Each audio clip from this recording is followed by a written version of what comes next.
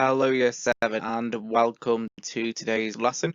So today we'll be moving past the Battle of Hastings, where we saw William the Conqueror win and become the new King of England, and we'll be looking at what he did to keep control. But before I get into my talking about what we're doing today, I'll let you have a go at our starter. So remember, use the worksheet from the assignments area and type directly onto that, and there's a box where you can type your answers into. If your device doesn't want to edit that, use the blank Word document and just type your questions and answers there. And if you're working on paper, just make sure you submit a picture of your work in the assignments section for me to look at. So our first activity today is a recall question. So true or false, read through each of the statements, put true or false into the middle column, and if put false, write down what the statement should say in the end column. So pause me, have a go at the activity, and come back ready for feedback and green pen.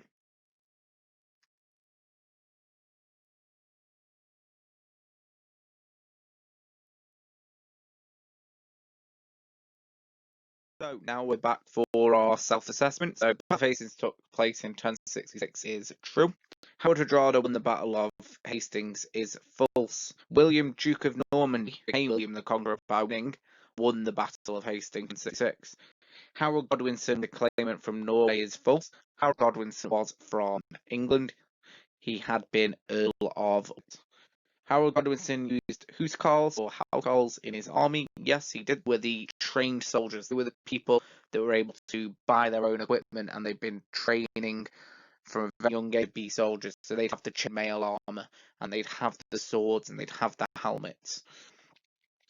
And Hardrada used knights in his army is true. No, false, sorry. And the correct statement is that William Duke of Normandy had the knights on horseback, whereas Harold Hardrada relied on normal soldiers on foot.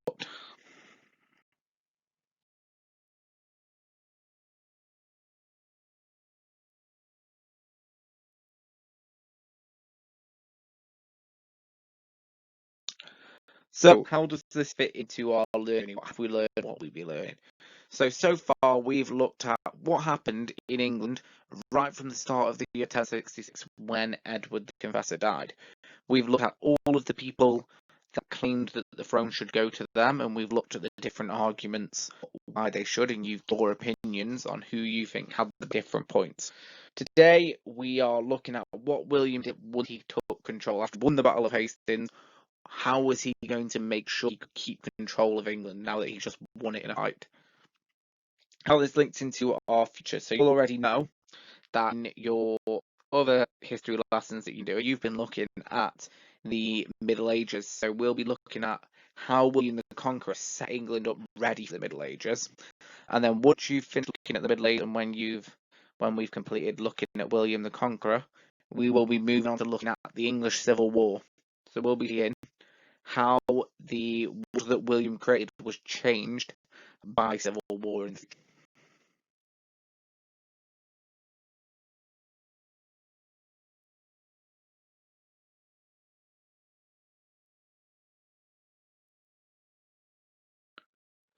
How did William use castles to keep control in 1066? Our objective to investigate how William the Conqueror used castles to keep control in England. Our outcome, so extra mild, is to describe the problems William faced after conquering England.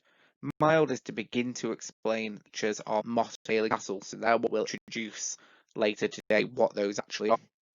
To begin to evaluate the strengths and weaknesses of the castles, and to analyse which problem Motte Bailey's to have solved, because obviously William's going to have some problems, and we'll start to think about what they might be and why having a cat might be useful.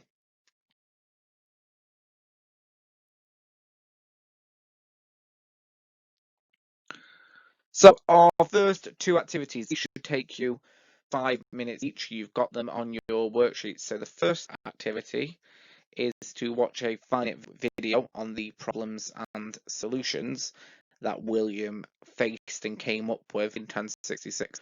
Once you've watched that, there is an information sheet with some questions and some answers on that you're 5 minutes to remember before you come back and have a look at a quiz using all the information you've gained from the video and the information sheets. Just up the background before I let you go and talk you through those activities. So in 1066, William became the King of England. He has about 10,000 men with him in his army, but there's about 2 million English people. So for every man that William's brought with him, they've got to try and control 200 English people each. So we'll be looking at how he can best do that. So I'll talk you through the first activity.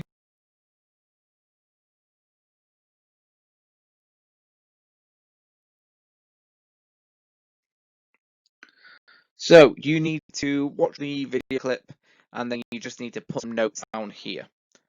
So you can pause me, follow the link to that video, and then back once you've made your notes. So now to add to those notes that you've made from the video and any gaps that you might have in your notes, we will fill in with this activity. So you've got question and answers on these cards in front of you. What I want you to do, read through each question, then read the answer. Then I want you to look away. So pretend you've covered up that part of the screen. So say I'm in here. You'll cover it up, look away, and then you will answer that question to yourself. So, how could William solve the problem that many English lords didn't want him in charge, and he couldn't trust them to look after that land for him? He could solve by just getting rid of those lords and putting his own lords in. So if he doesn't trust us and in charge of an area, he'll just put someone he does trust.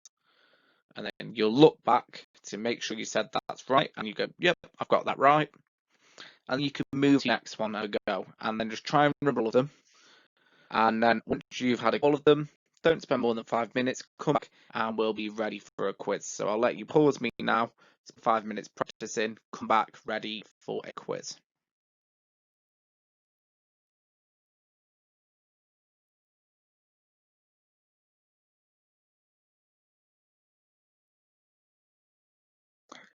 So we've our 4 problems and our 4 solutions. Using all of that information that you just gained, I want you to put down the solutions to the problem. So, for example, problem number 1, many English warlords didn't want him, so him is William, in charge and he trusts to keep control. So that's our problem number.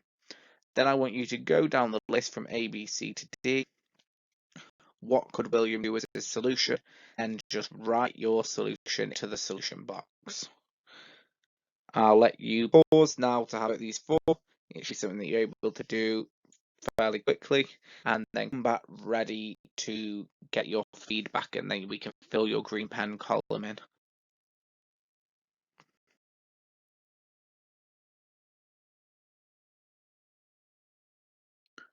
So I can see many English lords didn't want him in charge, and he can't trust them to keep control. Is B, replace the Normans. If he replaces those people, they're no longer a problem. Number 2, the Danes are threatening. The Danes are the Vikings, so the people Harold Hardrada's people. So he's dead, but his son is still. Number 2 is make to them. If he makes peace with them, he doesn't have to worry about them as a problem anymore. Why rebellions in the north? William must bring them under control. So he's got people rebelling against him, arguing against him, saying, I don't have to listen to you. And they're trying to do things their own way, and they're getting quite villain. What he needs to do there is destroy the rebels and their land. So if people are going to rebel against him, he'll go up there with his army, he will kill them, and he'll destroy the land. So if they're farmers, he'll burn the crops in their fields and he'll burn their houses down. He might kill all their animals just so that they have to listen to him. Number 4, lords are attacked by the English and their land back. His solution, and what we're looking at today, build castles to defend yourself. So if they're attacking your house, to make your house safe, you can upgrade it. You can have walls, you can look at some of the other features that we'll be looking at today. So make sure you've marked your own, your green pen column on your sheet, and then come back ready to listen.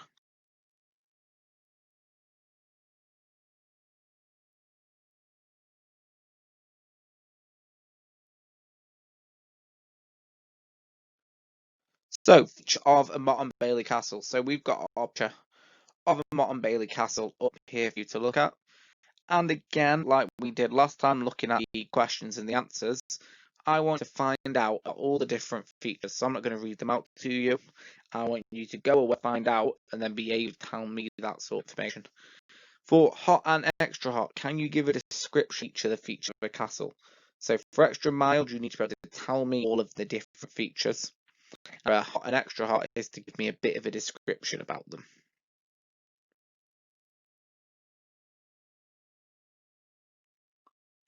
So here are your cards that you need to learn from memory. So what was the keep? Your answer is the safest part of the castle. So that's the bit up on top of the hill. What was the drawbridge? The drawbridge is the guard entrance bridge that can come up and down. What was the bailey? The bailey is living area down the bottom where the houses and the animals are. The palisade is the strong wooden fence around the outside of that bailey down the bottom. The bridge is how you get over the moat. The cover is the exposed land around the castle, so you deliberately wouldn't have any trees or anything else. You'd have open area that you can look out across. The moat is the trench that you've dug. Sometimes you might have water, sometimes you might not. And the motte is that hill, big mound that the keep is on top of. That's your motte.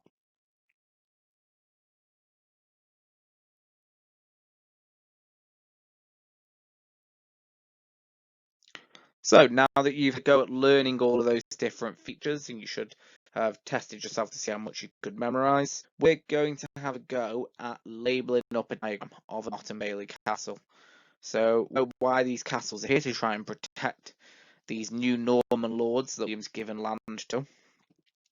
We're going to look at all those different features and the strengths and the weaknesses. So using a picture, you need to flick in the picture and the blank sheet, and you need to add your own labels. So I'll give you an example, and then it's over to you on your worksheet where you can keep flicking between the two. So here's the label version that you've got in your sheet. Look at the label version, try and memorize as much as you can, and then flick over to your version. And I want you to tell me what each of the features are. So say we've got number 1. What is that feature up there? So our building up on top.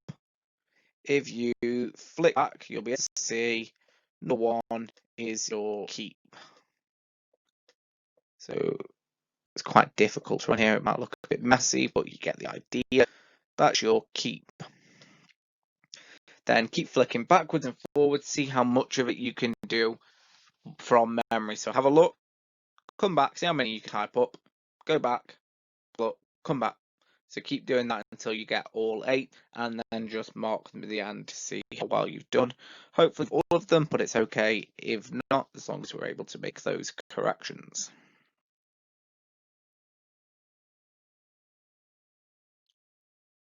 So here we are back with our final labelled up version for you. So you can see your answers. So I've put the numbers there. So number 1 is keep. Number 2 is motte. Number 3 is the bridge up to the keep. Number 4 is that palisade wall that runs round the bailey, which is number 5. Number 6 is the cover, that open land around the outside of the moat. Number 7 is your drawbridge that you can lift up and down around the moat. And number 8 is the moat, which is the trench around the outside. That moat didn't always have to be filled with water, but it can be a lot of the time. And finally, so that's the end of our learning for today, and I'll just explain to you what you can do with some of those skills I learned. You could heritage manager in the future.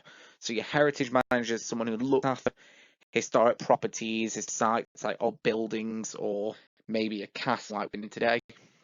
And you keep them and all the things inside of them in good condition so people can enjoy them. So, like castles, there's lots of places you can go and see castles. There's some really big ones, so like Warwick Castle, where you can go and they have lots of reenactments. There's a small castle in Stafford, just 15 mile road. You can have a look there. There's not much of it left, but you can go onto the Bailey. You can see the keep made of stone. As a trainee, a heritage manager, you can earn around 16,000 up to 21,000. And if you've got a postgraduate qualification, so you've been to university, you can get to earn up to 25,000. The skills that you've got, since you've been using today and in all your other lessons, and when you're looking at your medieval history as well, you will be able to build up your communication skills, how you explain things. So when we give you lots of information, can you break it down into smaller amounts of information? So instead of just copying it word for word, can you put it into your own words? They're your communication and your explaining skills. The best or worst bits about the job, best bit is you get to see some amazing historic sites, such as the impressive Tudor houses. There's a really good one, Norton Way in Stoke, so Green Hall. Good Christmas house there where you can look at reenactments. You get to see some evidence of the past, and you get to make those decisions about what you think and what you get to put out on show for people to look at when they come to see these places. That's the end of today's lesson. Thank you for listening. Remember, any question, if you want explaining differently, or anything you just like me to go over with you, send me a message in the Teams chat or through email or on the post area of Team, and I'll get straight to you and can go through any problems you might have or anything you just want me to go over. And make sure that you're submitting your work either on your Word, on the Word document, or if you're looking on paper, that you're putting a picture through in the assignments area so that it says submitted.